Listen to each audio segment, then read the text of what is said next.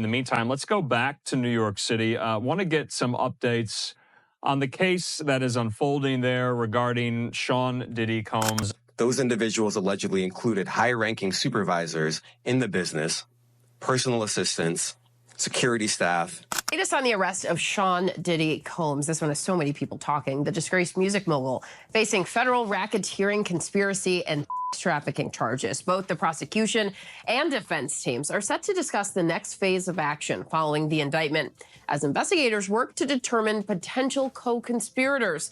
But how exactly did we... Wait a minute. Say that again. Say that again. Back up. You're saying that there's tapes and they're being shopped? Yes, there have been people already shopping. We've heard about the tapes, but yes. The shopping thing is yes, there already have been tapes leaking around Hollywood, being shopped around to individuals in Hollywood.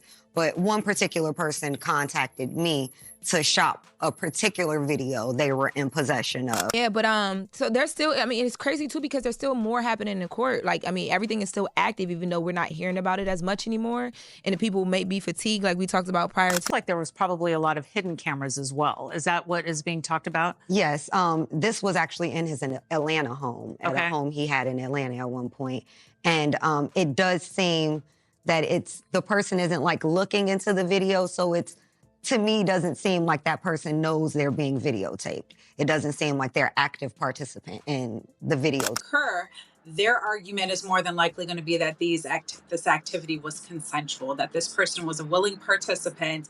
And not only that, but that these individuals assumed the risk of being present at those parties, of engaging and voluntarily engaging in this conduct and being in those spaces, consuming alcohol and things of that nature. Hang it on, Kana. And safety can mean a couple of different things. Safety just doesn't mean free from harm of violence.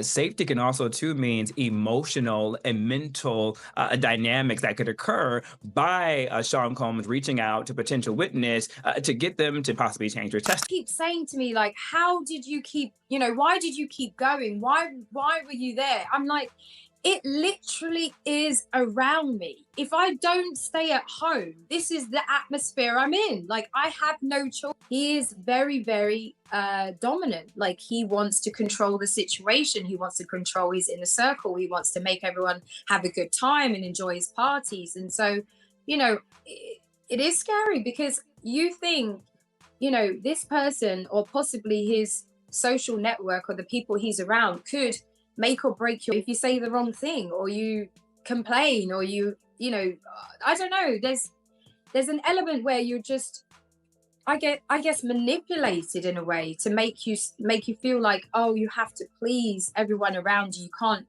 say anything wrong. You don't want to say a bad thing, or when they're constantly asking, would you like to do drugs? And you're like, well, I don't do drugs. And they're like, well, why don't you do allegedly these events to invite them back to these private mansion parties and hotel parties and God knows what else. But he was utilizing the branded events to be able to, get the girls to come over to his private space. There is so many people involved in this situation that works the machine here that, Diddy's obviously the head of the whole situation. The king of parties, but there is multiple other people involved that are helping along the situation or, participating. Surprised with the decision. I'm surprised that Judge Subramanian entertained it. He held a 2-hour hearing, which we were covering live, and he issued a 5-page written order. Most other judges, including the 2 previous judges, to consider this issue, summarily denied the bail motion.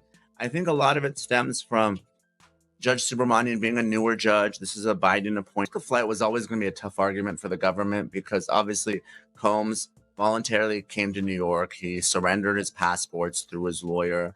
He could have fled after the March raids of his Miami and Los Angeles homes, but he didn't. He has access to 2 private jets. I think it was a tougher argument. I know the government made the argument, but clearly the best argument was the dangerousness and the witness tampering. They had much more evidence. Get another shot with Judge Subramanian? Or what will be his likelihood of success in a different court because there's currently a pending appeal at the Second Circuit Court of Appeals. So to get into all of this, I want to bring on former federal prosecutor Nima Rahmani, friend of the show. Nima, thanks so much for coming on. First, before we even get into what he can do next, were you surprised? Is this completely out of control party on a super yacht, including various celebrities, that when you read it, it kind of rings true. I mean, when you read it, it doesn't come off as being something that's completely unbelievable. You have to take into consideration. Imagine going from commanding the spotlight at star-studded events to being confined within the cold, unforgiving walls of a prison cell. For decades, Sean Diddy Combs embodied the epitome of luxury, power, and influence in the entertainment industry. A man whose name was synonymous with ambition and excess.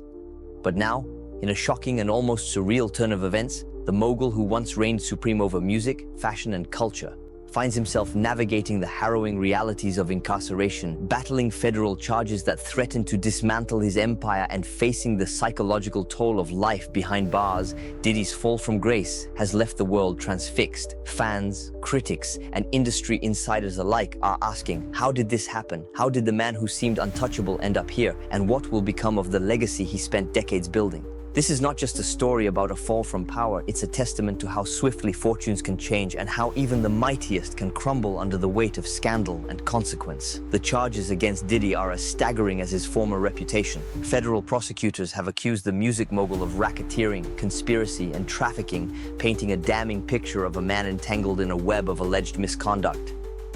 The details emerging from behind the walls of the Metropolitan Detention Center in Brooklyn are jaw-dropping. From lavish private jets to a cramped prison cell, Diddy's dramatic lifestyle shift has left him visibly diminished, both physically and emotionally. Once the epitome of swagger and control, he now cuts a fragile and subdued figure. His courtroom appearances reveal a man who seems to have aged overnight, his face etched with the weight of his circumstances, and his iconic confidence all but eroded. The drastic shift in Diddy's demeanor has left those closest to him in disbelief. Friends and associates who once admired his resilience and commanding presence now speak in hushed tones about his vulnerability. This is someone who's always lived on his own terms, one insider lamented, their voice heavy with emotion. To go from that level of absolute control to having every minute of your day dictated by someone else, it's completely destroying him.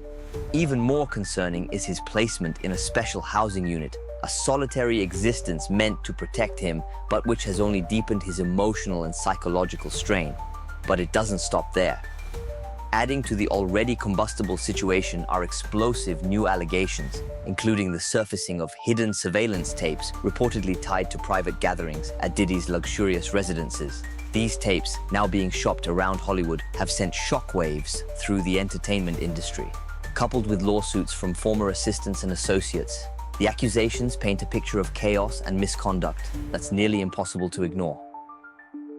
One particularly damning lawsuit alleges that hotel staff were bribed to silence incidents at these parties, turning Diddy's carefully crafted image of opulence into a murky tableau of alleged wrongdoing. The fallout from this storm has rippled far beyond Diddy himself. His family, especially his children, are now grappling with a reality that is worlds away from their once privileged existence. A moment in court where Diddy was seen mouthing, "Are you okay?" to one of his sons captured the raw pain of a father watching his legacy crumble in front of his loved ones. The image of Diddy's concern contrasted sharply with the harshness of his surroundings, a stark reminder of how swiftly fortunes can reverse. Meanwhile, public opinion remains fiercely divided. While devoted fans continue to defend the man they see as a beacon of inspiration, critics are unrelenting, relishing the unraveling of his once unassailable empire. Efforts by his legal team to secure bail have been met with firm resistance from the courts, with judges citing witness tampering and flight risks as reasons to keep him confined. The stakes are higher than ever, with Diddy's freedom, reputation, and legacy all hanging in the balance as he awaits a trial that promises to captivate the world.